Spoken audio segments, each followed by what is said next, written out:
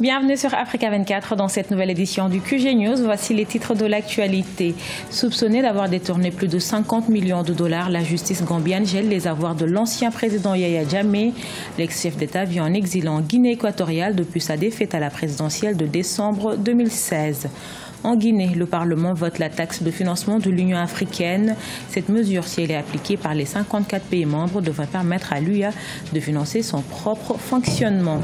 Et puis, focus sur un jeune aventurier égyptien, une jambiste, Omar Egazi, a réussi l'exploit de relier par la nage la Jordanie et l'Égypte en moins de 9 heures.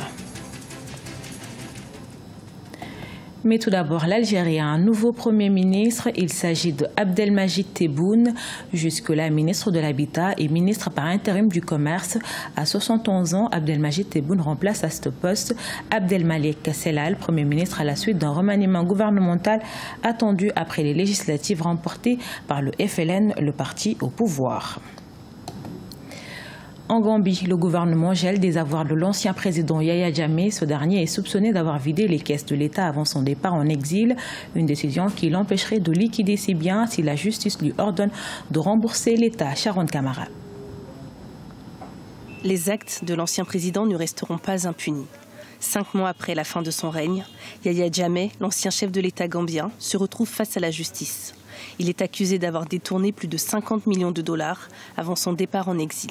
L'ex-président Yaya Jammeh a personnellement ou indirectement procédé au retrait illégal d'au moins 50 millions de dollars appartenant à l'État. Nous avons obtenu aujourd'hui une décision de justice gelant ou opérant une saisie sur les biens connus dans le pays et les sociétés qui lui sont associées. La décision prise par la justice gambienne vise à empêcher la liquidation ou encore la disparition des biens de l'ex-président.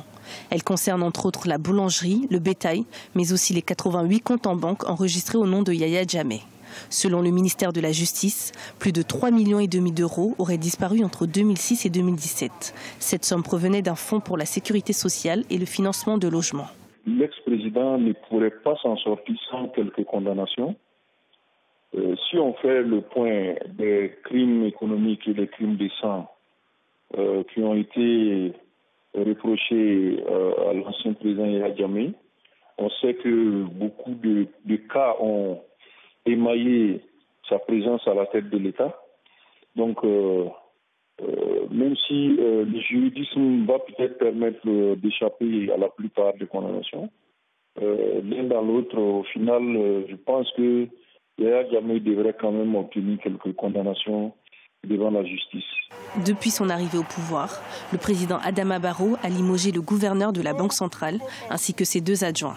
Même si aucun motif n'a officiellement été donné, de nombreuses sources venant du gouvernement ont confirmé que ces actions sont liées aux soupçons de détournement d'argent commis sous le régime de l'ancien président Yaya Jammeh. La Guinée se met en conformité avec les directives du sommet des chefs d'État de l'Union africaine sur le financement de l'institution. Le Parlement a en effet voté la loi des prélèvements sur les importations de produits à destination du pays. Adoptée le 16 mai 2017, elle devrait permettre à l'organisation panafricaine de financer son propre fonctionnement. Reportage en Guinée de notre correspondant Emmanuel Milimono.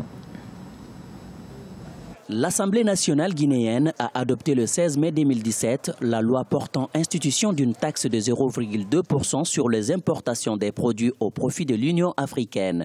Ces prélèvements communautaires en faveur de l'Union africaine est assis sur la valeur CAF, coût, assurance, frais des marchandises importées des pays hors Union africaine et ne s'ajoute pas à la base taxable pour le calcul de la TVA. Il est liquidé et recouvré par la Direction générale des douanes. C'est un nouveau prélèvement qui devrait, à l'échelle africaine, rapporter à peu près 1,1 milliard d'euros.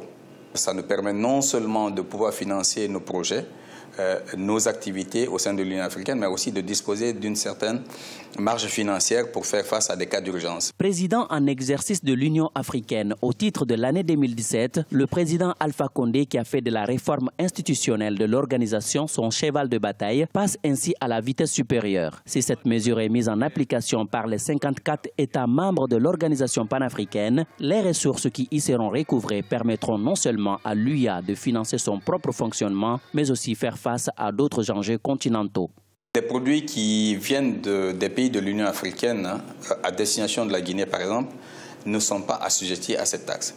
Les produits aussi dont l'origine est hors Union africaine, mais qui sont venus dans un pays africain et acquièrent là-bas leur première consommation et renvoyer ou envoyer ensuite au niveau de la Guinée ne sont pas aussi assujettis à cette taxe. Si les 3/4 des financements de l'Union africaine proviennent des partenaires techniques et financiers, au premier rang desquels l'Union européenne, et la marge de manœuvre va être très réduite au niveau de ces organes, au niveau africain. Le budget de l'Union africaine entre 2016 et 2017 est de 700 millions d'euros. 73% de ce budget est pris en charge par les partenaires hors continent. Cette nouvelle taxe devrait rapporter environ 1,1 milliard d'euros pour l'ensemble du continent. En Guinée, la loi votée par le Parlement attend d'être promulguée par le chef de l'État.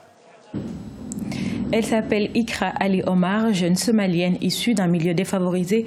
Elle s'est battue pour poursuivre ses études dans un pays où le mariage précoce est assez fréquent. L'étudiante de 19 ans a réussi à arriver en deuxième année d'administration des affaires à l'université de Iran. Son portrait par Marcel Farbamaroun. À Mogadiscio et ses alentours, il est rare de voir une jeune somalienne fréquenter l'université. Mais dans ce temple du savoir, le cas d'Ikra Ali Omar atteste que l'exception confirme bien la règle. Cette étudiante de 19 ans en deuxième année d'administration des affaires a su relever 2 défis. Celui de s'affranchir des conditions précaires dans lesquelles elle a vécu et celui de poursuivre ses études. En effet, dans ce pays de l'extrême est de la Corne de l'Afrique, les jeunes femmes sont souvent victimes de mariages précoces. Je me suis inscrite à l'école, mais j'ai dû abandonner après la 3e année parce que je ne pouvais pas payer les frais. Plus tard, j'ai eu un emploi pas bien rémunéré qui m'a permis de retourner à l'école jusqu'à la 3e année du secondaire. Mais dans ma dernière année, j'ai perdu mon emploi, mais mes professeurs m'ont aidé à terminer mes études. Originaire de la ville centrale de Beledweyne, Ikra Ali Omar y a grandi avec ses parents. Après leur divorce, sa mère fut dans l'obligation de s'orienter vers la mendicité au niveau de plusieurs villes somaliennes afin de chercher de quoi nourrir la famille. À la suite de cette épreuve, le sort d'Ikra Ali Omar aurait pu être semblable à celui des autres jeunes femmes de son âge. Car d'après les Nations Unies, environ 68% des jeunes somaliens de 15 à 35 ans n'ont pas accès à l'éducation formelle.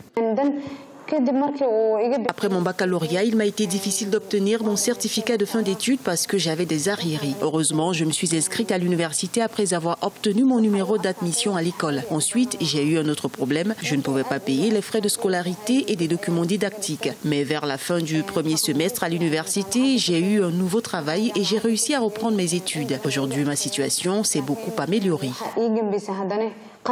Depuis le début des conflits, la Somalie est confrontée à des problèmes liés aux infrastructures, à la famine, à la sécheresse ainsi qu'à la montée du groupe terroriste Al-Shabaab. Mais au fur et à mesure que le pays se reconstruit, de nombreux établissements d'enseignement supérieur voient le jour. Les femmes sont encouragées à jouer un rôle actif et de premier plan dans les secteurs académiques, sociaux, économiques et politiques du pays. Un aventurier égyptien amputé de la jambe gauche a réussi l'exploit de relier la Jordanie à l'Égypte à la nage. Pour réaliser cet exploit, Omar Hegazi a parcouru 20 km en moins de 9 heures. Il devient ainsi le premier nageur égyptien à parcourir cette distance. Birama Saonera. Un unijambiste égyptien établit son record en nageant sur le golfe d'Aqaba. Pour réaliser ses records, Omar Hegazi a parcouru une distance de 20 km de la mer Rouge au golfe d'Aqaba en moins de 9 heures. Le nageur a perdu sa jambe dans un accident de moto il y a 10 ans. Déterminé à surmonter le revers, il a retrouvé ses forces grâce à une formation. Âgé de 26 ans et banquier de formation, Omar Hegazi pratiquait des sports extrêmes qu'il appréciait avant son accident, y compris l'escalade et la plongée. Avant l'accident, j'étais un aventurier. Je faisais de l'escalade, de la plongée et des choses dangereuses. Après l'accident, j'étais sceptique quant à l'idée de pouvoir refaire ces choses. J'ai commencé à faire de petites choses comme la formation à l'alpinisme.